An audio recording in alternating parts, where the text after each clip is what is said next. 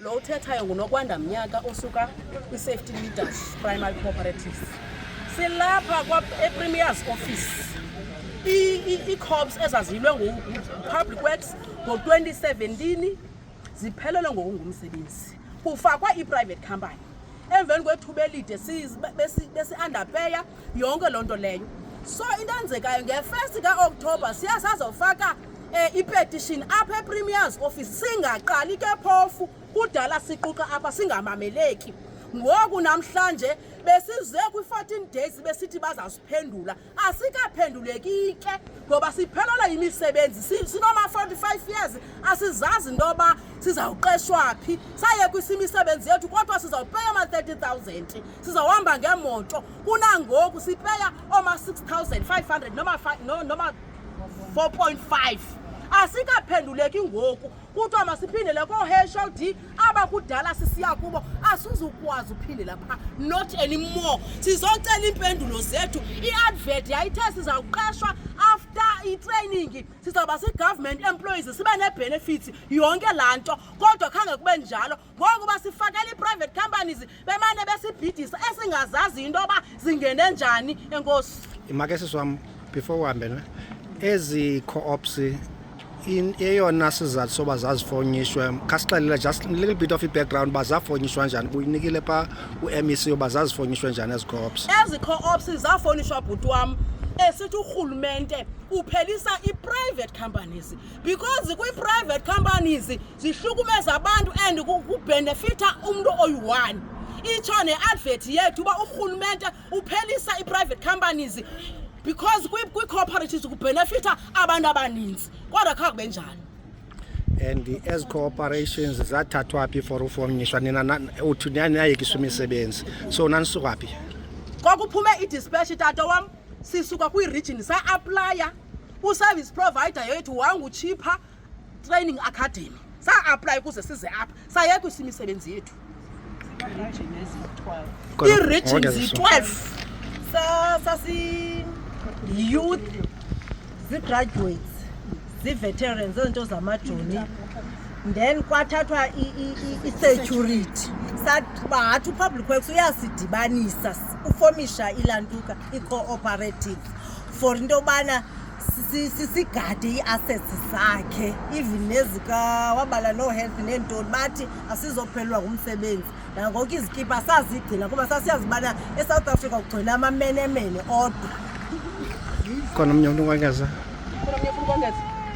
Now nithetha tata asiphangeli abantwana bethu bathunyelwe i-grant ngenxeni yale nto uPublic Works wasizisa kuyo asipeyi ngoku uyasikhupha ufake i-private ezi wayesikhuphe kuzo. Laa advert yayisithi masize apha sizophangela sizawufumana i-data futhi namhlanje sihleli sithethe abantwana bethu abapeyi imali beyifumana karhulumente because kaloku besipeyiswa nguPublic Works longo usilahle kwesilomrhwa. Imakesi wam if ndibamba kakuhle ne nafonyishelwe ezi co-ops nayo trainwa kwathiwa nizongena kwezi ndawo masithathe just mhlawumbi i-security sector kwathiwa nizogada ezinto zikarhulumente yahamba phi laa program nayo zigadiswa ke ezi ndawo ngezi co-ops zenu. Ndiva apha nithetha nobani owanosazi imali so ezaa co-ops zasebenza nawo ke ngoku ingxaki iphi xa zasebenza ii-co-ops? Bayasikhupha kaloku. Okay. Bayasikhupha kaloku ngoku asifuni ezaa companies ezaa co-ops ne so eyona nto niyikhalazelayo uba banikhuphela ngaphandle ngaphandle ngelaa xesha babefomisha into yobana makubekho le nto yee-co-op zika-Public Works ne kwatreyinwa thina. Yes. Ugqiba kwabustreyina basinika umsebenzi. After besinikile ke ngokulaa msebenzi waba ngu-2 years. Yeah. After 2 years kwathiwa uyaphela umsebenzi kwanyanzeleka uba siphinde silwe saphinda silwe salwa sanikwa 3 years. Kula 3 years ke ngoba nje sasingene without bidding. Ngoku xa funeka singenile for 3 years bathi masibhide. Yayiva sabhida. Okay. Ne so iphelile ke ngoku la 5 years yaba yi5 years bamane besithi extension apho ke ngoku isivisa kabuhlungu into yobana ngoku bakhuphe kwanto ethi cooperative le yayiqanjwe ngabo. Akukho co-op nanye ngoku esebenzayo le yayifundiswe yayenziwe nguPublic Works. Iyavakala.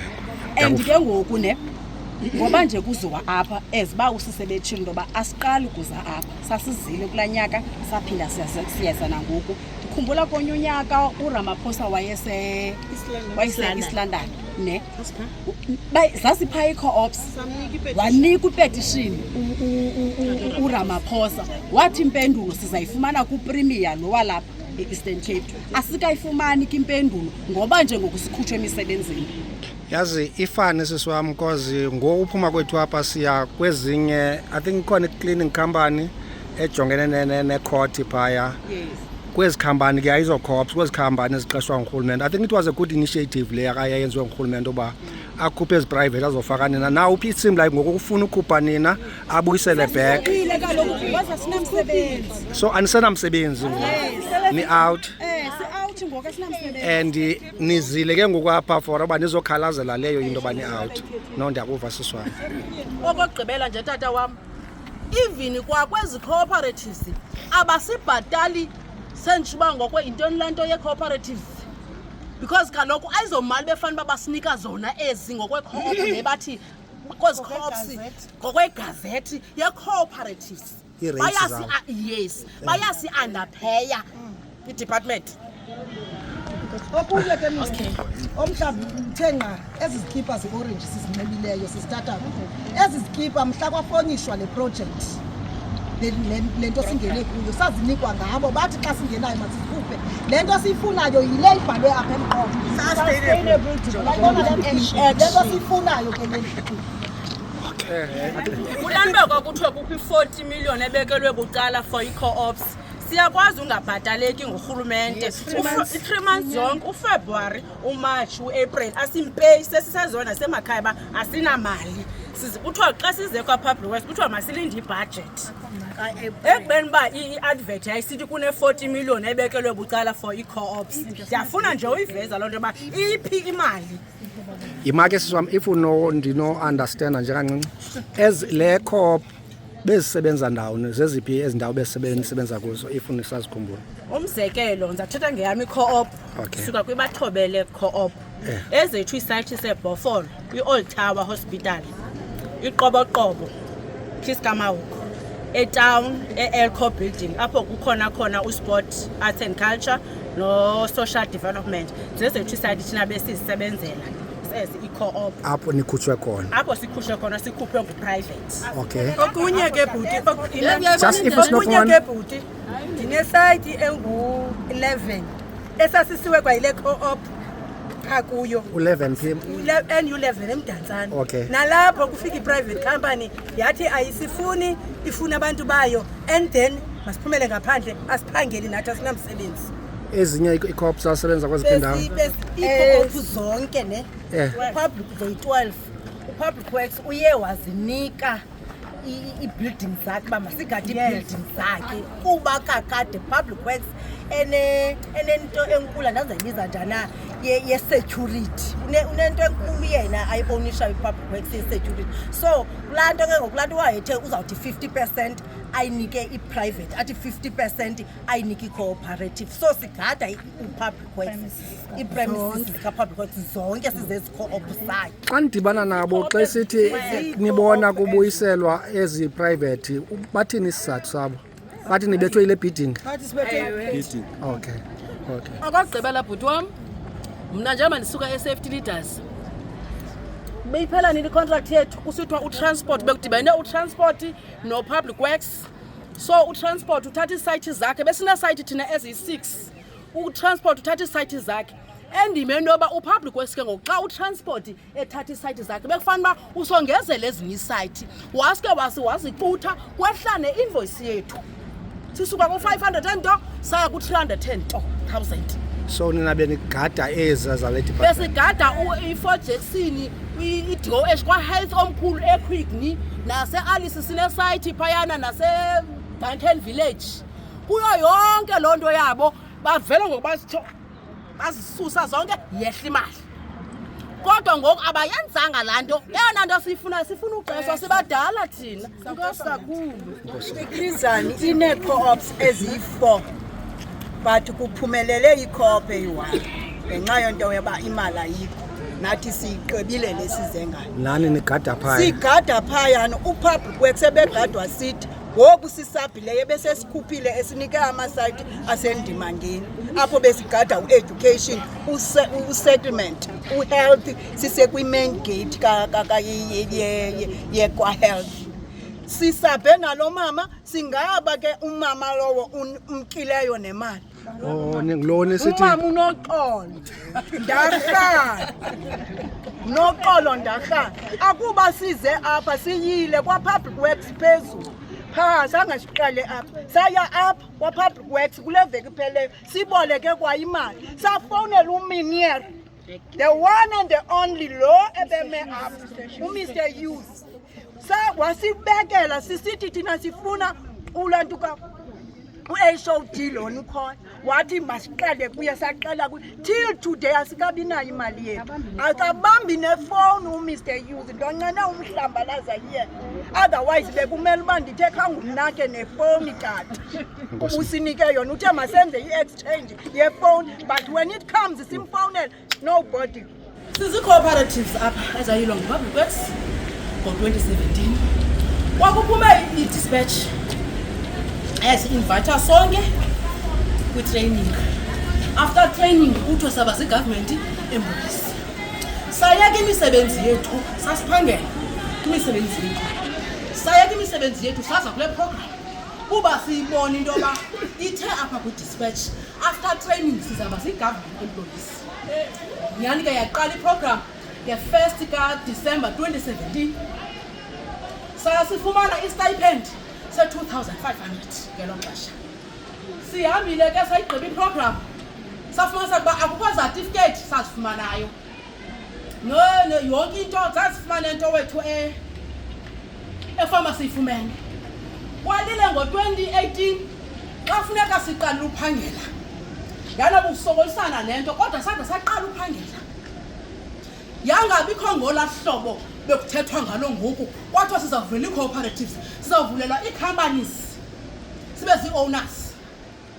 Nyhani nalapho sathula sixakile uba sitheni sidesperate silambile sifuna umsebenzi.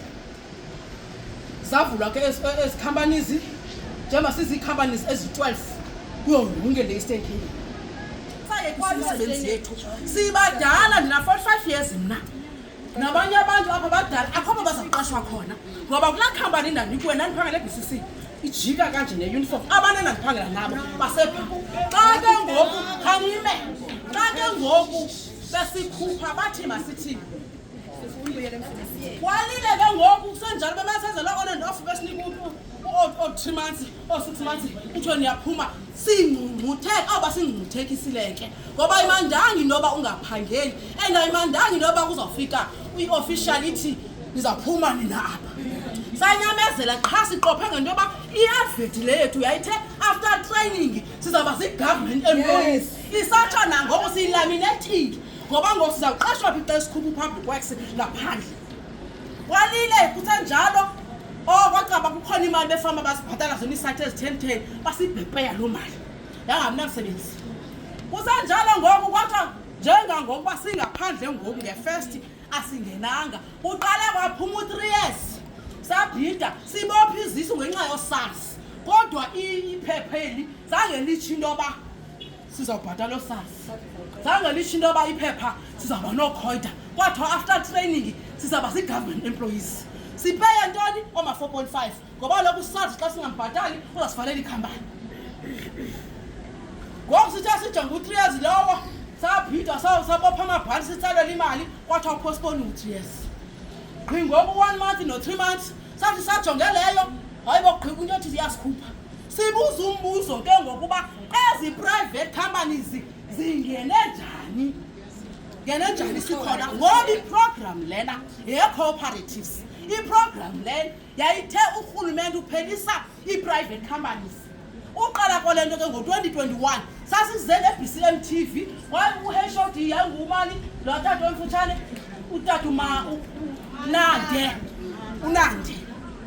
sasize apha sizolila ngoba ngoku sibona sekukho ii-private companies esingazaziyo zangena ke bathi noba hayi nithakathene kwanina kukho abanye abenze ii-cooperatives kwalapha kukho ii-coops eziyi-2 ezingazange ziwufumana umsebenzi zona zakhutshelwa ngaphandle kwafaka ii-cooperatives esingazaziyo nothi eziyazaziwe ngurhulumente bahlali phantsi abantwana babantu abaphangeli sanalo lakanyana ke thina ndizawuthi yilakanyana lento yoba basithathe elaa xesha siyafa ngusazi sinoba 1.6 million sinoba ntoni yabona mna sisefty leaders yabona njengangoku invoice yethu ibisi-246 ngafana ucinge ke xa sino 1.6 million kasazi and abazibhatala ezinye igats ngoku into enzeka bakhupha u-3 months ubakhupha kwalo 3 months saxakana nento besajonge u-3 years lo bebemkhuphile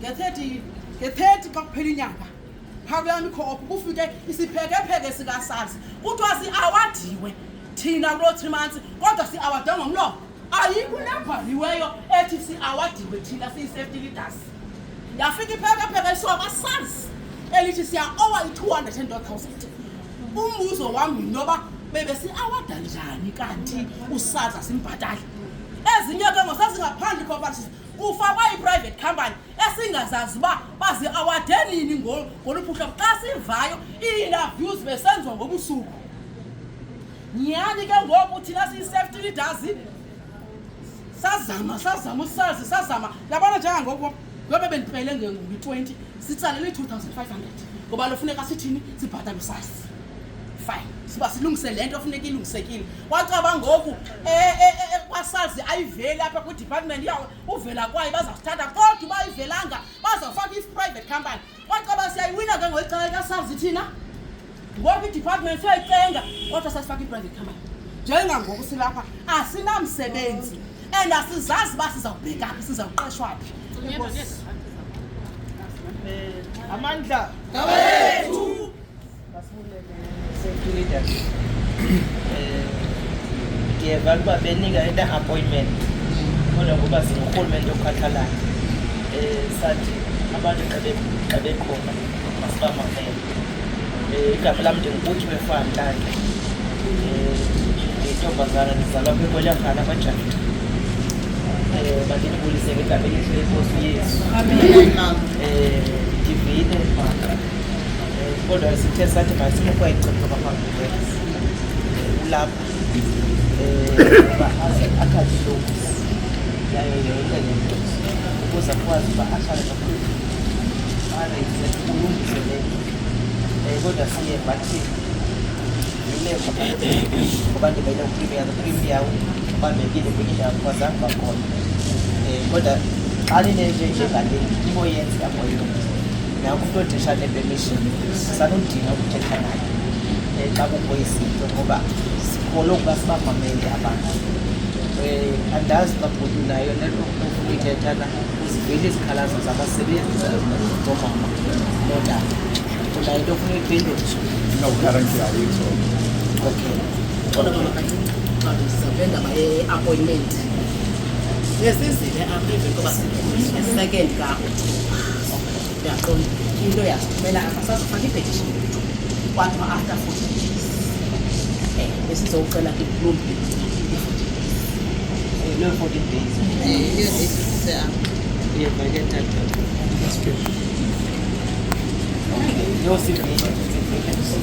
ingxaki kaloku thina i-premiers office ayizinto sokuye so xa ifikile into kufuneka bazisa ke ngoku kwii-departments zii-departments ke ngoku ezi simenza kasaprime zingakhawulezi ukuza nebendu yile nto ke simbizileyo ke ngoku yena uba izowuthatha so that nokuxela abakhulu bakho uba le leta yayifikile oomama bebelapha nangoku basafuna impendulo yalaa nto makukhawuleze ukuphendula sicela loo nto yoba makuphendulwe ezi zikhalazo zazingenisiwe kuyo andifuni ke siyixoxe ngoba ndizawuxoxa nomntu ongayaziyo le ngxaki nandiyazi yabona kodwa ndizindlebe ndivile yonke le nto ndithethayo nanku umntu ozawuyazi yena funeka udibana nabantu abaphetheyo kwa-public works urisolve le ngxaki nama kanti sicela ndiyeva uba usitsho uba umhlekazi ukhona uba bazasinika impendulo kodwa eyona nto ibuhlungu thina yonke le nto iklapetishini ngumcimbi wombhido. Umcimbi wombhido thina uyasidistroya ngoba kuthiwa ni-overcoatile, ni-undercoatile, akho aniyazi uba manithini umcimbi wombhido. Naloo 3 years besimfumene sibhidile ngombhido ofike bumini because into yombhido ufike ngo-2021 2017 zasixelele ngamibhido kwathiwa nge-2021 kwathi gqise kuthiwa masibhide mbhido osisokolisayo siphandle njena yinto yombhido. Ngoku le nto yezi-cooperative kuthi ingathi ngoku ziyapheliswa. Xa sibuza uba ziyapheliswa na niyazidistroya nifuna sibuyele kwa-private apho nanisithi siyahlukunyezwa khona, apho nanisithi asibhatalwa khona because kwa-private kusapeya i-4.5 nanamhlanje. So bathi masithini uPublic Works, bathi masithini because umbhido thina usoyisile lo basixelela ngawo. Why bangasiniki la sustainable job babethethe ngazo? Uphi la 50% babethethe ngaye? Why? Kwi-induction were there, Mr. Kelvin was there, a promise ngo 50%. Today sizihlekisa esithubeni kuthiwa masibuyele back kwi-private companies. For what? Esaziphangela kuzo saresigna kuzo.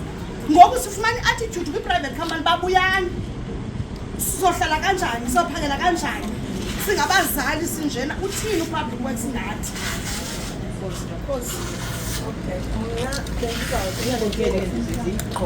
Okay.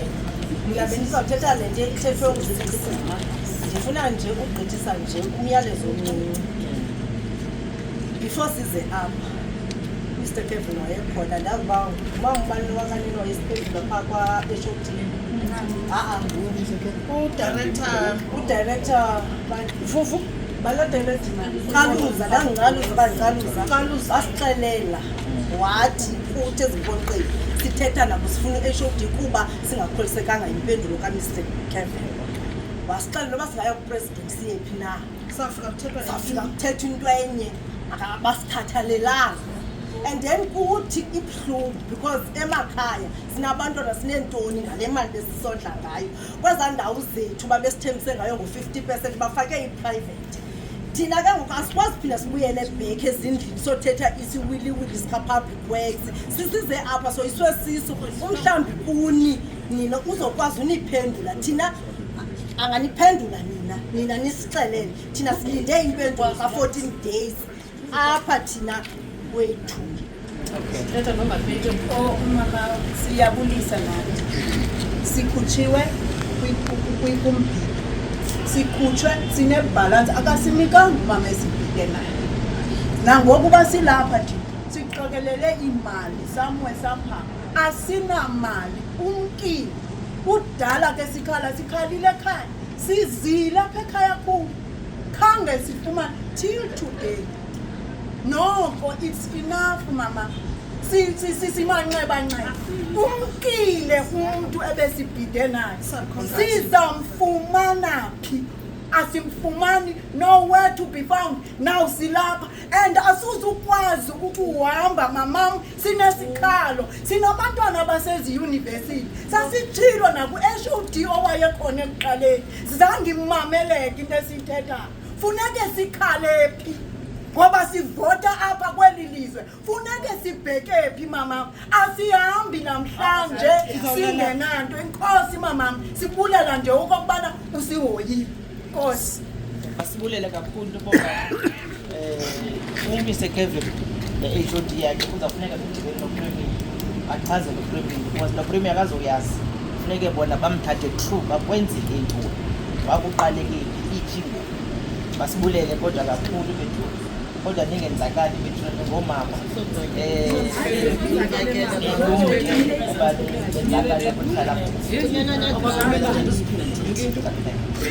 obogqibela